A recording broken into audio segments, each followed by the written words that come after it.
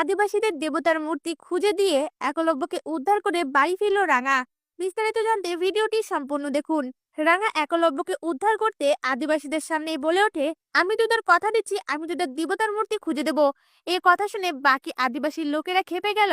সর্দার বলে ওঠে, আমি তোকে বিশ্বাস করলাম, তুই যদি দেবতার মূর্তি খুঁজে দিতে পারিস তাহলেই তুই তোর স্বামীকে বাড়ি ফিরিয়ে নিয়ে যেতে পারবি।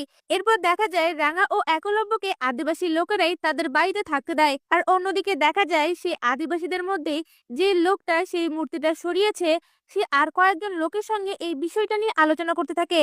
ঠিক তখনই রাঙা ঘর থেকে বেরিয়ে এসে মূর্তিটা খুঁজতে যাবে, তখনই সেই লোকগুলোর কথা শুনতে পায়। রাঙাও আড়াল থেকে তাদের কথা শোনার চেষ্টা করে। সেখান থেকে বুঝতে পেরে যায় এই আদিবাসীদের মধ্যে এই লোকটাই মূর্তিটা সরিয়েছে। তখন রাঙা তাকে ফলো করতে শুরু করে। লোকটা যখন মূর্তির কাছে যায় তখন রাঙাও সেই মূর্তির সন্ধান পেয়ে যায়। পরদিন সকালে রাঙা সকলকে ডেকে বলে ওঠে, আমি তোদের দেবতার মূর্তি কোথায় আছে জানতে পেরে গেছি।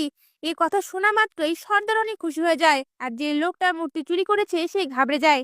এরপর দেখা যায় রাঙা সকলকে নিয়ে যেখানে মূর্তিটা রাখা হয়েছে সেখানে নিয়ে যায়। আর এদিকে আদিবাসী লোকটা মনে মনে বলতে থাকে, এই ছুরিটা কি করে জানলো এখানে আমি মূর্তিটা লুকিয়েছি? তাহলে কি কাল যে আমি এখানে এসেছিলাম তখন এই মেয়েটা দেখেছে? তাহলে তো আমি ধরা পড়ে যাব। এখনই ওকেই ফাঁসাতে হবে।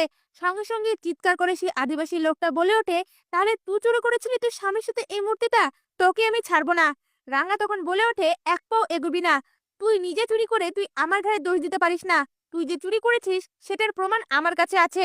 আমার ফোনের মধ্যে সেটার ভিডিও রেকর্ড আছে। এই কথা শুনে আদিবাসী লোকটা ঘাবড়ে যায়। সর্দারও যখন সেই ভিডিওটা দেখে বুঝতে পেরে যায় আদিবাসী লোকটাই চুরি করেছে, তখন তাকে শাস্তি দেওয়ার ব্যবস্থা করে আর রাঙা ও একলব্যকে ছেড়ে দেয়। তা ভিউয়ার্স, এমনটাই যদি নতুন পর্বগুলিতে হয় আপনাদের দেখতে কেমন লাগবে? আপনাদের মতামত আমাদের কমেন্টে জানান। ধন্যবাদ।